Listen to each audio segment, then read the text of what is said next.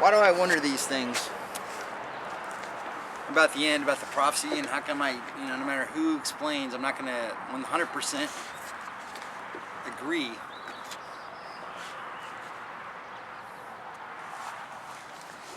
Because I read the verse that says we all prophesy in part.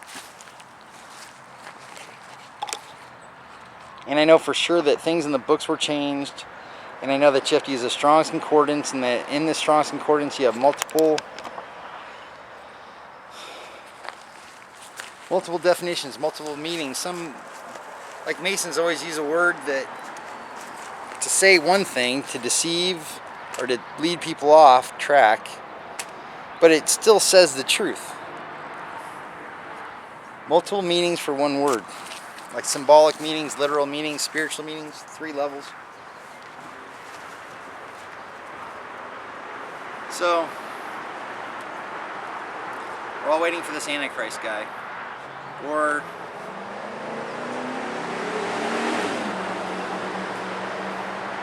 like when Christ was here, most people didn't know it was him. You know, there was Palm Sunday and a lot of people came out and brought palm branches and they did know, and even the rocks knew. But a lot of people didn't know and they killed him. The water and the blood gushes out, and then the sky gets dark, and there's an earthquake, and the temple rips in half. And they still wondered. And that was only the people around there then. What about the rest of the people on the planet? Did they know? Why does it matter? Because what if it happens again like that, where people just don't get it?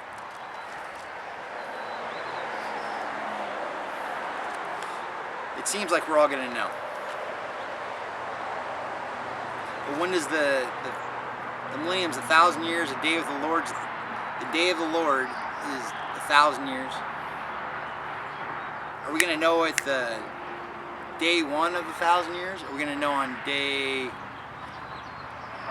50 of year 900 or year 55? I mean, when do we know exactly when it starts? It's supposed to be the 7th trump.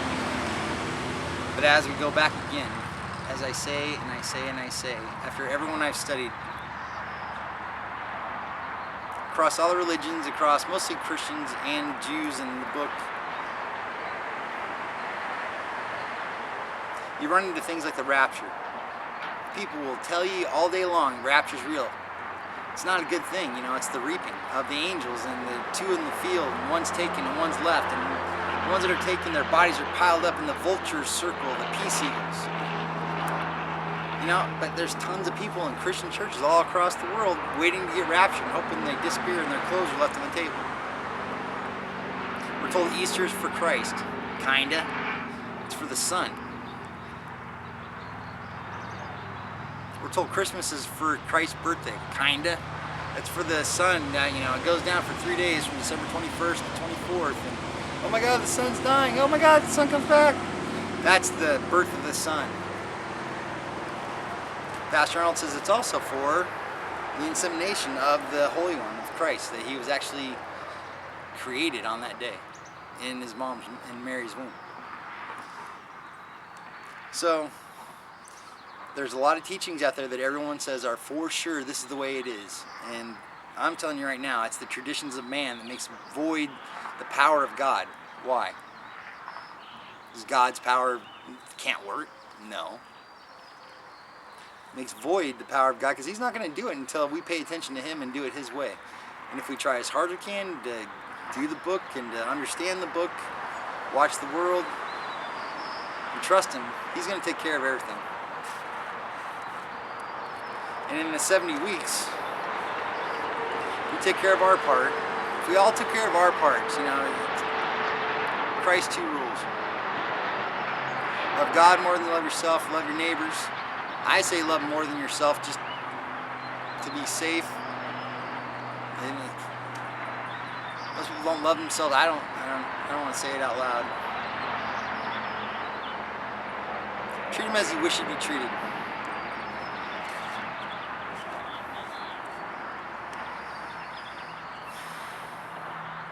If we followed all those 2 rules, if we followed those 2 rules, Christ said we follow all the rules. I I know for sure things would change. It's the only way things would change. But nobody trusts anybody to pull it off. 9:24. 70 weeks are determined upon thine people and upon thy holy city, Jerusalem, to finish the transgression. So we have to figure out what the transgression is and end it. To make an end of sins. And remember that the opposing god is named Sin too. Ishtar's dad is actually named Sin for Easter. So Easter was named after the Queen of Heaven. Her dad's named Sin. Turn from sin, make an end to sins. Is the second part of the 70 weeks thing we have to do. Make a reconciliation for iniquity. So we have to do that personally, as communities, as nations, and to God.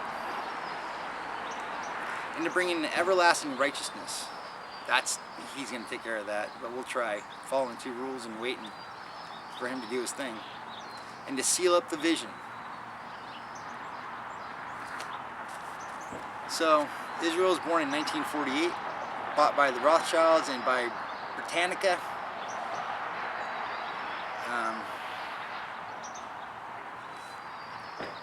Everything's going to come to pass within 40 years, 70 years, or 120 years. Right now we're at year 67 of 70, 1948 to 2015. So we have until 2018 for the 70 years of Israel to be done.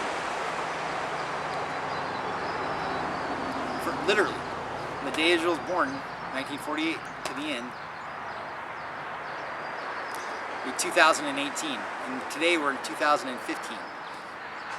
The only way I think we're going past that 70 is if we all, if I pulled the Jonah thing, got out of the whale, and then all leaders in the world put on their sackcloth and ashes, and I'm sure God would repent and we'd get at least extra 40. But I just can't. God hardens their hearts, and God hooks them, and God drags them to war to prove that He's real. Even Gog and the champions of London. And I guess it's like a show or a play, and we should just watch and do our part. And hide under His wings and watch it all happen. I know for sure I gotta read the rest of this book. Back soon. I want to read the last 2 verses of 9.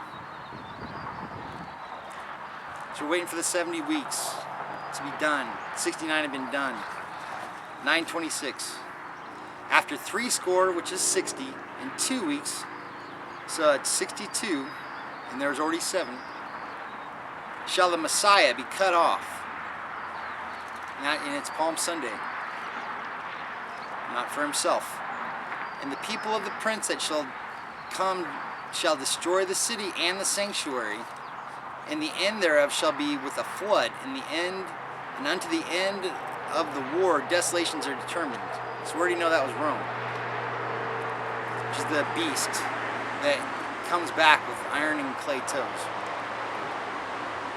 The New World Order, led by the 3 cities. 27.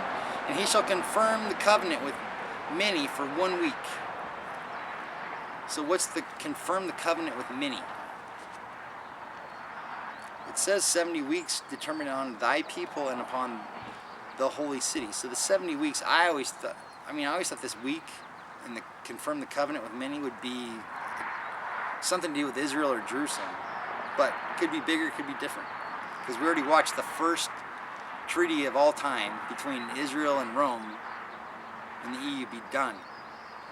2007 to 2013, ended 2014, January 1st. So that's over, and ever since then it's been crazy across the world. But I don't think we saw the sacrifice and the oblation to cease. That seems like a theme across all these books. We're waiting for that, and it's kind of like the Maccabees, Daniel wasn't allowed to pray anymore, you know, and if he prayed, then he got thrown into the lion's den. So we're looking for something like that.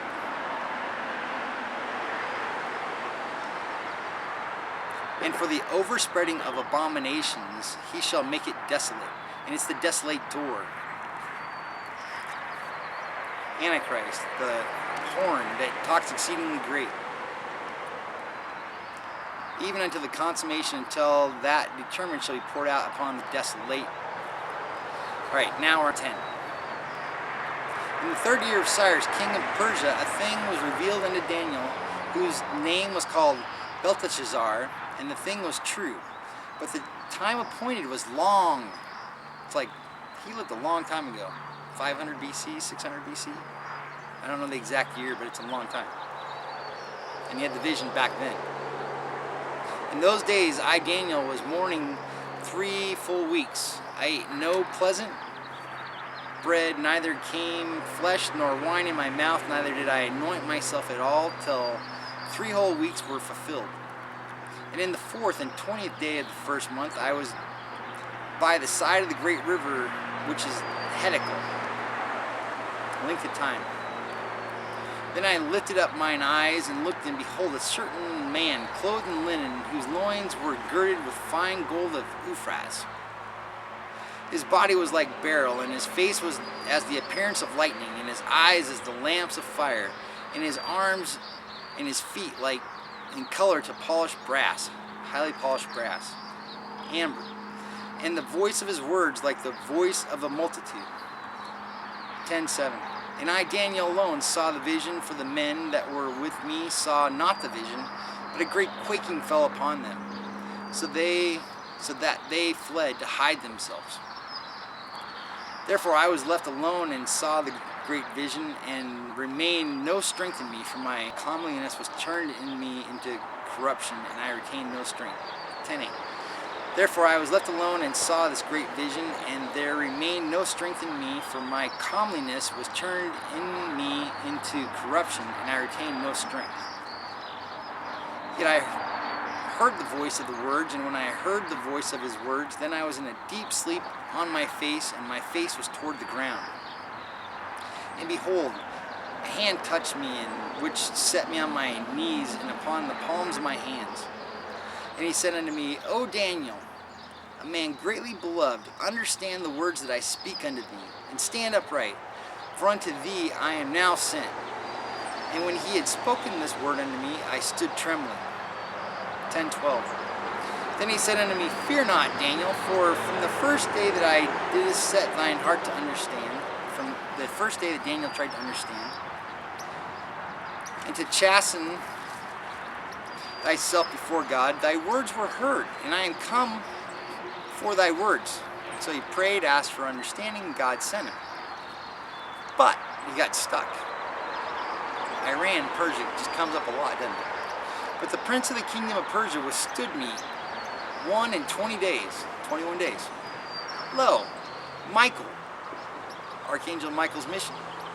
Michael, one of the chief princes, came to help me, and I remained there with the king of Persia. Now I am come to make thee understand what shall befall thy people in the latter days, for the vision is for many days. So that's Daniel chapter. So he went in the lion's den, got out. King says, God of Daniel is the living God. That's the God that you all got to know. Then it's Daniel has a vision in 8 or 7. He has a vision in 8. Has a vision in 9. Has a vision in 10. With angels coming. I don't think there was. Yeah. So visions with explanations. That's why I'm going through these chapters right now.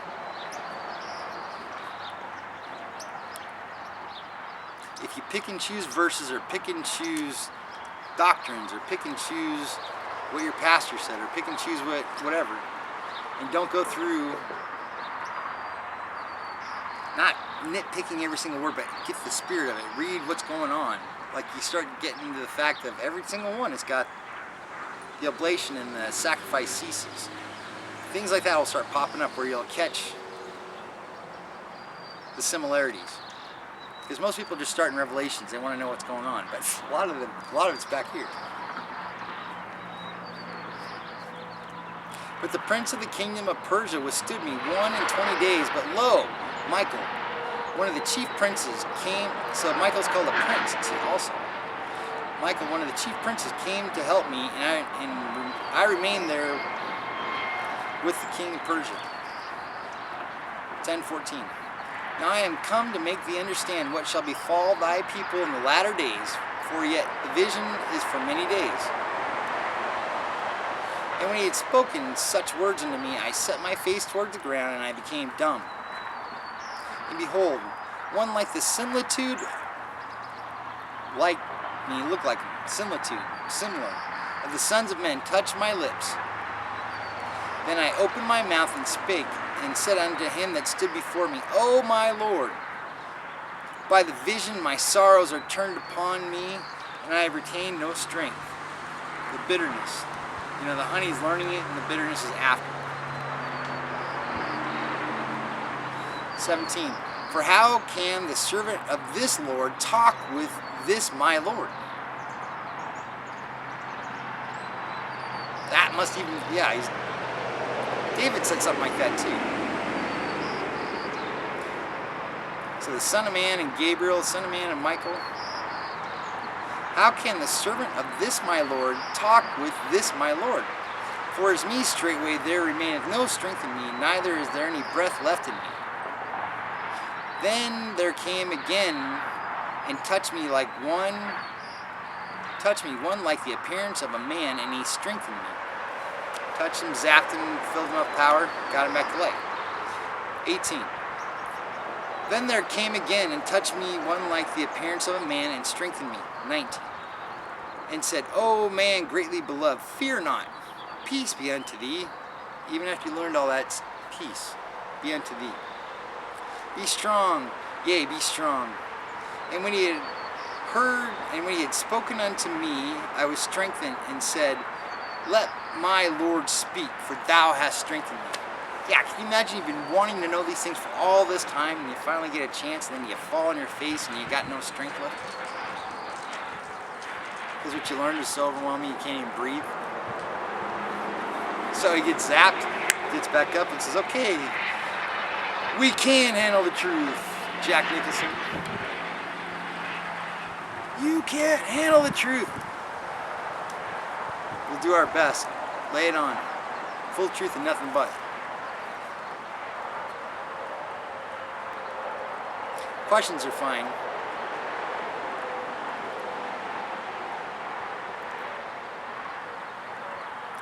And he said, O man greatly beloved, fear not, peace be unto thee, be strong, yea, be strong.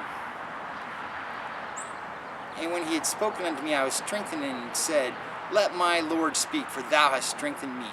20. Then said he, Knowest thou wherefore I come unto thee? And now will I return to fight with the prince of Persia?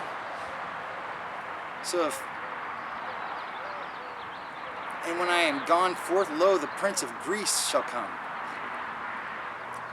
But I will show thee that which is noted in the scripture of truth, and there is none that holdeth with me in these things but Michael your prince. That's why we're here. We're here because when this first started, my dad never went to church, never really read the Bible, he was a Christian, wouldn't let us be Jews, but kept it to himself. After I told him everything that happened after I woke up, cried and gave me his angel. And I looked him in the eye, because I'm 34 years old, he's never talked about an angel. Never cried before in front of me. And I said, well, what's his name? And he says, Michael. And he lived in Fairfield, Northern California. It's by Benicia, Vacaville. So I got in the car after I'm like, okay, Michael's with me, but I'm not really getting it. And I drive to San Francisco, have fun that night, get in the car, drive south down the 101. And as I'm about half a mile away from the exit over there, I just know that I have to get off the freeway. So I get off the freeway, I drive under the bridge, cross, I end up like in these mobile homes and these houses, drive through there, have no idea where I'm going, and all of a sudden, I'm at a mission. So I didn't really know, I was eyes were open. Drove around the front and saw Archangel Miguel, and it clicked that it was Michael. Then I freaked out, fell on my face, and didn't have strength. And got zapped. And been fine since then. That was 2004. Yeah, the end of 2004. So that was chapter 10. We'll do chapter 11, and then chapter 12 is from Michael. So we'll probably do that here. And my goal is I want to read, there's so many books I want to read now. The pressure's off. And I already did this enough. And I actually sang karaoke this year. Used to have stage fright. I'm over it. Having fun teaching. No one else wants to talk to it, so I set up the camera, flick it on, and talk. Hope you guys enjoy it. Back soon.